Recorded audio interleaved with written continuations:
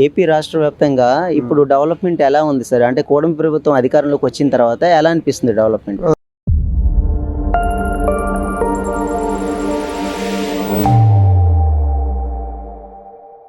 Better then ఇది మన వైఎస్ఆర్సీపీ అండి. మొత్తం మీద ఏంటంటే నాయుడు గారు చేస్తారని మాకు నమ్మకం ఉంది. తర్వాత ఇక్కడ ఏంటంటే ఇంకా నెక్స్ట్ చేయవలసింది విశాఖపట్నమే.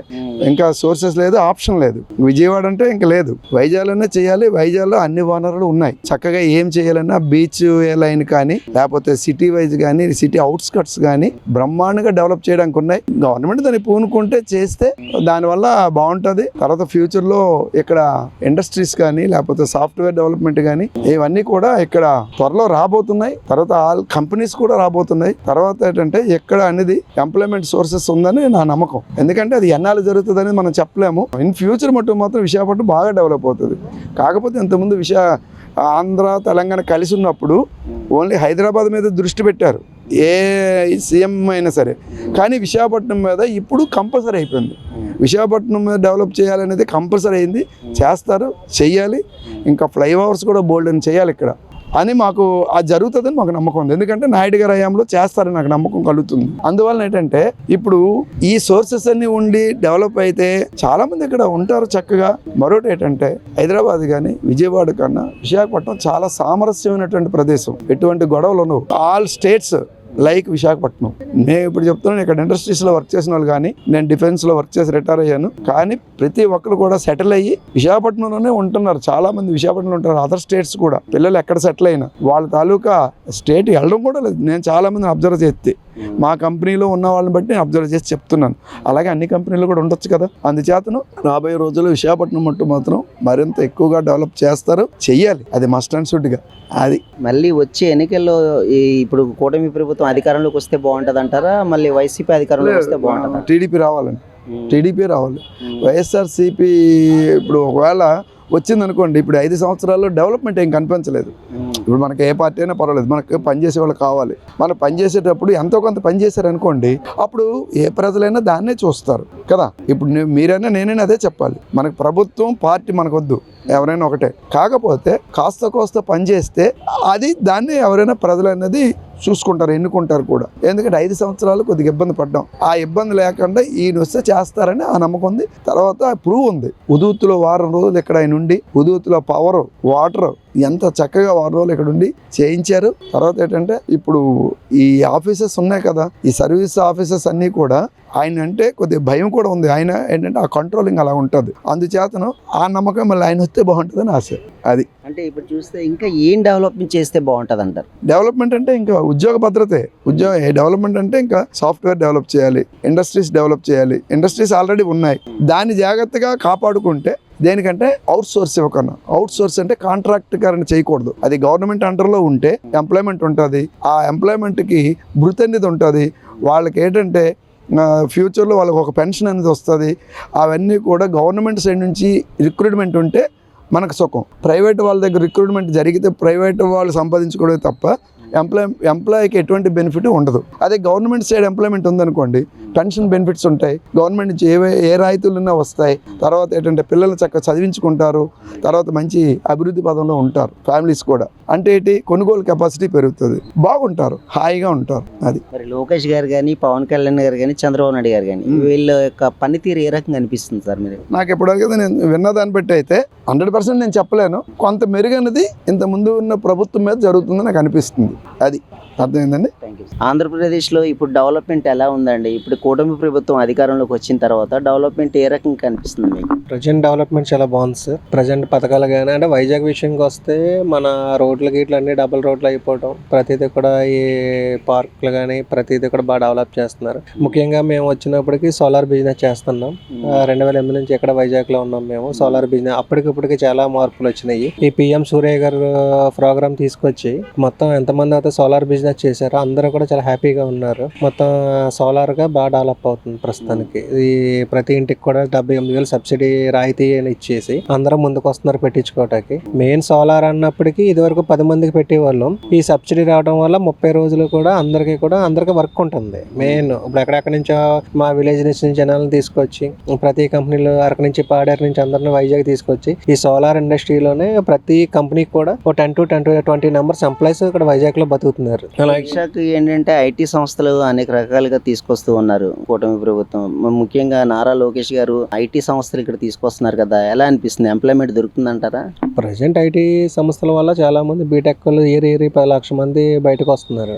ఈ ఏదో కంపెనీ వచ్చిందంటే కన్ఫర్మ్ గా 100-200 మంది జాబ్ చేయాలి కాబట్టి ప్రతి ఒక్కరికి బాగుంటుంది. ఇప్పుడు బయట నుంచి విలేజెస్ నుంచి వచ్చే వాళ్ళు కానీ వాళ్ళు ఇప్పుడు బెంగళూరు వెళ్ళాలంటే దూరం, అక్కడ ఏంటంటే పరిస్థితి అర్థం అవ్వదు. అక్కడ ఫుల్ ఇంగ్లీష్ రావాలి, లాంగ్వేజ్ డెవలప్ అవ్వాలి, అక్కడ సెట్ అవుతారో తెలియదు. ఇప్పుడు వైజాగ్ ఉన్నదంటే ఈజీగా వాళ్ళకి తెలుగే మాట్లాడతారు కాబట్టి వాళ్ళు సక్సెస్ గా సెటిల్ అవుతారు. వాళ్ళు చూసుకున్నట్టయితే వైజాగ్ రూపురేఖలు మారాయి అంటారా లేదా? 200% మారినాయి.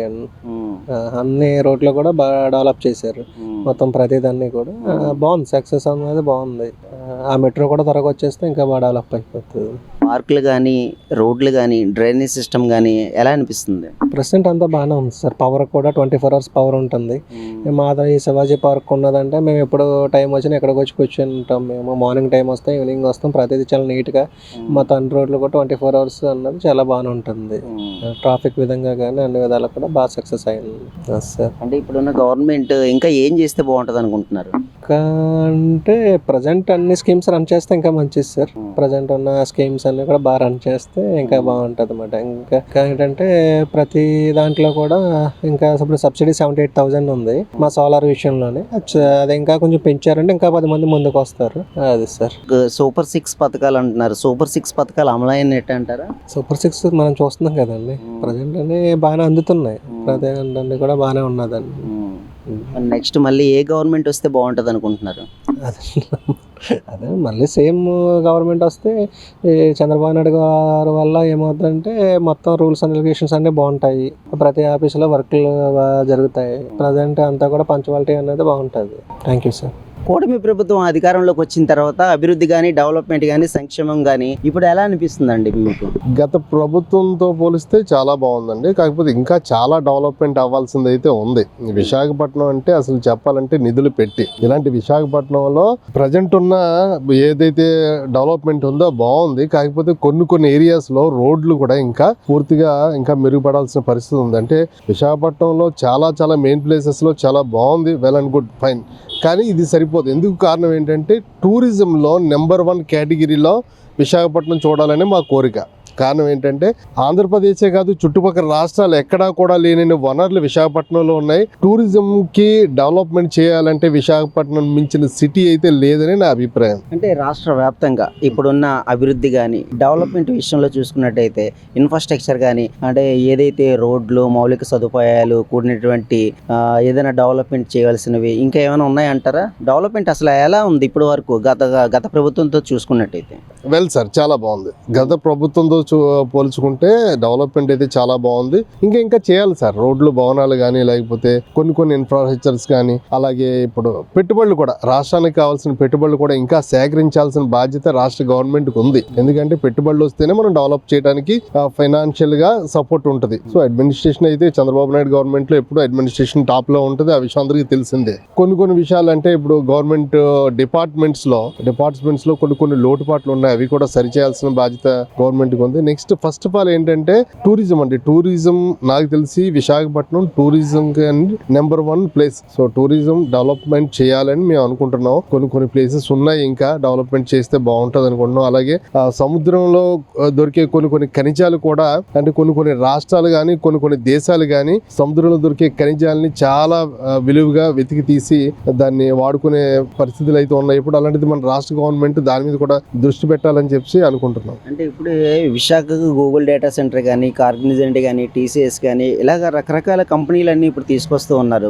మరి కూటమి ప్రభుత్వం. దీన్ని అడ్డుకునే ప్రయత్నంగా మరి వైసీపీలో కొన్ని వర్గంలో ఉండేటి కొందరు అడ్డుకునే ప్రయత్నం కూడా చేస్తున్నారు. మరి అసలు ఎలా చూడాలంటారు సార్? ఎప్పుడు ఎక్కడ ఉన్నది ఇది దైవశక్తి ఉందంటే క్షుద్రశక్తి ఉంటుంది. అలాగే ఒక మంచి పని చేస్తానంటే ఎవడో ఒకటి కాలు అడ్డు పెడతానే ఉంటాడు. అది మామూలుగా జరిగేది. ఎవడో కాలు అడ్డు పెట్టాడు కదా అని చేసి మనం చేసే పని మానేసుకుంటే మన ఎదుగుదల ఉండదండి. గవర్నమెంట్కి అవ్వచ్చు, ఒక వ్యక్తిగా ఓ మనిషికి చెప్పే మంచి మాట ఏదైనా ఉందంటే ఇది. ఎందుకంటే ఎవరో మన రోడ్డు అమ్మడి వెళ్తూ ఉంటే ఏ కుక్కలు మరుగుతూ ఉంటాయి అని చెప్పేసి మనం వెళ్ళటం మానే ఇంకా మన ప్రయాణాన్ని ఆపుకోం కదా. ఇవాళ ఏంటంటే డెవలప్మెంట్ చూసుకోవాలి. పొలిటికల్గా ప్రతి పార్టీలోని ఉన్నదే సార్, వాళ్ళ పార్టీ ఉనికిని తీసుకురావడం కోసం ఏదో ఒకటి చెప్తా ఉంటారు. సో మన వరకు మనం పర్ఫెక్ట్గా చేస్తున్నావా లేదనేది కావాలి. అలాగే ఇప్పుడు ఈ రోజుల్లో ప్రజెంట్ మొన్నటి వరకు గిరిజన ఏరియాలో రోడ్లు కూడా లేవు. మొన్నటి వరకు ఈ మధ్యకాలంలో పవన్ కళ్యాణ్ గారు అడవి తల్లి రోడ్లు అని చెప్పి బాగా వేసి అందరికీ కూడా బాగా చేస్తున్నారు. అదొకటి కూడా చాలా బాగుంది. మొన్న కూడా పాడేరు వెళ్ళారు. బాగుంది సార్. ఇలా చేస్తూ ఉంటే ముందు ముందు మంచి ఇదే పార్టీ మళ్ళీ వస్తుంది. ఇదే గవర్నమెంట్ నిలబడే అవకాశం ఉంటుంది. ప్రజలకి ఇంకొక అవకాశం తీసుకోవాల్సిన ఆప్షన్ వచ్చింది అంటే ఇక్కడ బాగోలేదంటేనే కదా సార్ ఇంకో ప్లేస్కి ఇంకో ఛాన్స్ తీసుకుంటాం. సో బాగుంది అన్నప్పుడు ఇంకా బాగుండాలని చెప్పి కోరుకుంటూ ఉంటాం. భోగాపురానికి ఇంటర్నేషనల్ ఎయిర్పోర్ట్ తీసుకొచ్చారు. విశాఖకి ఎంతో గర్వకారణం అని చెప్పుకోవచ్చు అంటారా మరి? సూపర్ అండి, ఎక్సలెంట్ గా. భోగాపురంకి విశాఖపట్నం ఎయిర్పోర్ట్ కావాల్సింది. ఎందుకంటే ఇంత పెద్ద విశాఖపట్నం సిటీకి ఇప్పుడు ప్రజెంట్ ఉన్న ఎయిర్పోర్ట్ అనేది సరిపోదు. అది కూడా కాకుండా అది డిఫెన్స్ కి సంబంధించిన ఎయిర్పోర్ట్. సో కొన్ని పర్మిషన్స్ కావాలంటే డిఫెన్స్ వాళ్ళు పర్మిషన్ ఇవ్వాల్సి ఉంటుంది. సెక్యూరిటీ ప్రాబ్లం ఉంటుంది. ఇది దేశ భద్రతకు సంబంధించిన విషయం. సో భోగాపురానికి ఇంటర్నేషనల్ ఎయిర్పోర్ట్ రావడం వల్ల విదేశీ టూరిస్టులు రాక కూడా పెరుగుతుంది. సో అలాగే విదేశీ టూరిస్టులు వస్తారంటే వాళ్ళకి కావలసిన ఎక్విప్మెంట్స్, వాళ్ళకి కావాల్సిన వనరులు కూడా ఇక్కడ ప్రొవైడ్ చేయాల్సిన పరిస్థితి అయితే ఉందండి. మరి ఎయిర్పోర్ట్ వల్ల ఉపయోగాలు ఏ రకంగా ఉంటాయనుకుంటున్నారు మీరు? ఎయిర్పోర్ట్ వల్ల అదే చెప్తున్నాను కదా సార్, విదేశాల నుంచి రావడానికి ఈజీగా ఉంటుంది. ఫర్ ఎగ్జాంపుల్ ఇంటర్నేషనల్ ఎయిర్పోర్ట్ కావాలంటే మొన్నటి వరకు హైదరాబాద్ వెళ్లాల్సిన పరిస్థితి. సో ఇప్పుడు ఏంటి విశాఖపట్నం డైరెక్ట్ గా దుబాయ్ నుంచి కానీ, కువైట్ నుంచి కానీ, అలాగే అమెరికా నుంచి కానీ ఎక్కడి నుంచి రావాలన్నా ప్రపంచంలో విశాఖపట్నం నుంచి చుట్టుపక్కల ప్రాంతాల వాళ్ళు అనుకూలంగా ఉంటుంది ప్రయాణం చేయడానికి. అలాగే అక్కడి నుంచి వచ్చిన టూరిస్టులు కానీ, దానికంటే ఎయిర్పోర్ట్ కి సంబంధించిన కొన్ని హోటల్స్ అవనండి, రెస్టారెంట్లు అవనివ్వండి, ఇవన్నిటి వల్ల కూడా జనాల కంటే ఇప్పుడు ఇక్కడ ఎంప్లాయ్మెంట్ కూడా పెరుగుతూ ఉంటుందని నా ఉద్దేశం. డెవలప్మెంట్ ఇంకా ఏం చేస్తే బాగుంటుంది అనుకుంటున్నారు మీరు? సార్ అదే సార్ చెప్తున్నాను కదా, టూరిజం విషయంలో మెయిన్ డెవలప్మెంట్ చేయాల్సిన బాధ్యత ఉంది. ఎందుకంటే విశాఖపట్నం సిటీ మధ్యలో ఉన్న ఈ సముద్రం ఏదైతే ఉందో ప్రపంచాన్ని ఆకర్షించిన ప్లేస్ ఇది. అలాగే మనకి ఎయిర్పోర్ట్ ఫెసిలిటీ ఉంది. అలాగే మనకి సపోర్టింగ్ షిప్పింగ్ ట్రాన్స్పోర్ట్ ఉంది. ఇవన్నీ ఫెసిలిటీస్, ట్రాన్స్పోర్ట్ ఉంది, అన్నీ ఉన్నాయి కనుక దీన్ని కొంచెం డెవలప్ చేసుకుంటే బాగుంటుంది ముందు కూడా. అలాగే గ్రీనరీ కూడా మెయింటైన్ చేయాలని నా ఉద్దేశం. Thank you sir. Welcome sir. AP రాష్ట్ర వ్యాప్తంగా ఇప్పుడు డెవలప్మెంట్ కానీ, అభివృద్ధి కానీ, సంక్షేమం కానీ ఎలా అనిపిస్తుంది? ఒక మహిళగా మీరు ఏం చెప్పాలనుకుంటున్నారు? పేదవాళ్ళకి చాలా బాగుందని వింటున్నానండి.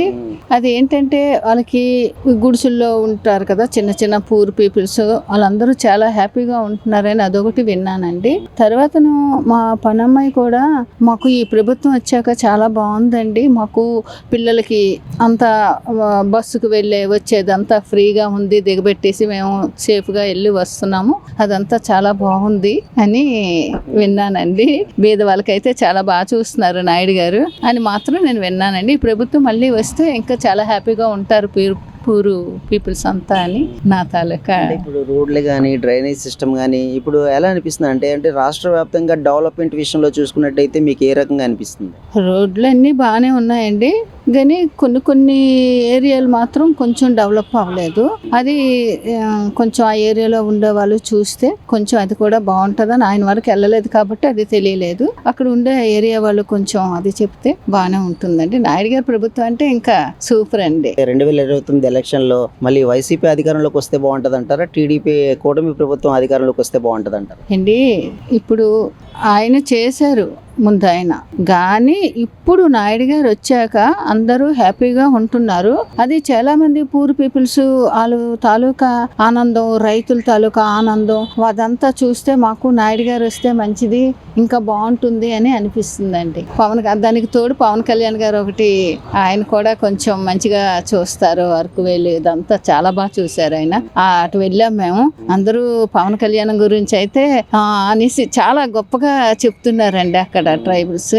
అదంతా చాలా బాగుంది. ఇద్దరు కలిస్తే ఇంకా సూపర్ అండి. ఇంకా ప్రభుత్వం చాలా బాగుంటుందండి. లోకేష్ గారు చంద్రబాబు నాయుడు గారు పనితీరు ఏ రకంగా అనిపిస్తుంది? నాయుడు గారు ఇప్పుడు లోకేష్ గారు అంటే అండి, లోకేష్ గారు అప్పుడు వేరే, ఇప్పుడు ఆ అబ్బాయి అయితే ఇంకా నాన్నకు మించిన తండ్రికి మించిన కొడుకులా అనిపిస్తున్నాడండి. బాగా చేస్తున్నాడు తండ్రి. దీంట్లో ఆయన అతను అడుగు జాడల్లో నడుస్తారు కాబట్టి నాయుడు గారు కొంచెం ఇదైనా లోకేష్ గారు ఇంక సూపర్ అండి. Thank you.